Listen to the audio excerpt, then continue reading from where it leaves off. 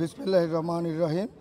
আজকে আমরা ঈদুল আজহা উপলক্ষে শহীদ প্রেসিডেন্ট, স্বাধীনতার ঘোষক প্রেসিডেন্ট জিয়াউর রহমানের আত্মার মাগফিরাত কামনা করার জন্য আমরা দোয়া করতে এসেছি জিয়াউর রহমান ফাউন্ডেশনের পক্ষে। আমাদের জিয়াউর রহমান ফাউন্ডেশন একটি অরাজনৈতিক একটা সংগঠন। আমাদের ফাউন্ডেশনের প্রেসিডেন্ট জনাব তারেক রহমান, ফাউন্ডেশনের vice president doctor Zubaida Rahman সহ আমরা সবাই এখানে উপস্থিত আছি এবং আমাদের মধ্যে আরও একজন অন্যতম ডাইরেক্টর ব্যারিস্টার জাইমা রহমান আছেন। আমাদের সবার পক্ষ থেকে, জিয়াউর রহমানের ফাউন্ডেশনের পক্ষ থেকে আমরা শহীদ প্রেসিডেন্ট জিয়াউর রহমানের মাগফিরাত কামনা করা, দোয়া কামনা করার জন্য আজকে আমরা এখানে উপস্থিত হয়েছি সবাইকে নিয়ে। আমরা তার দোয়া, আমরা তার জান্নাত কামনা করছি। জিয়াউর রহমান ফাউন্ডেশন একটি অরাজনৈতিক সংগঠন।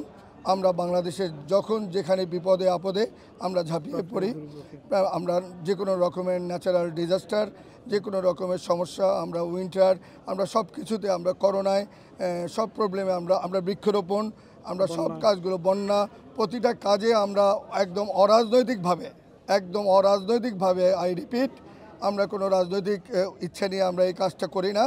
আমরা দেশের জনগণের দলমত নির্বিশেষে সবার জন্য আমরা জনগণের মাঝে আমরা সবসময় দাঁড়াই এবং দাঁড়াবো, এই আশ্বাস দিয়ে আমরা আমাদের বক্তব্য শেষ করছি। আপনারা যারা কষ্ট করে আসছেন আপনাদের সবাইকে কৃতজ্ঞতা ও ধন্যবাদ সবাইকে। ঈদ মোবারক। ঈদ মোবারক। For more updates, follow us on Facebook, subscribe our YouTube channel, get the latest update on www.daily-sun.com.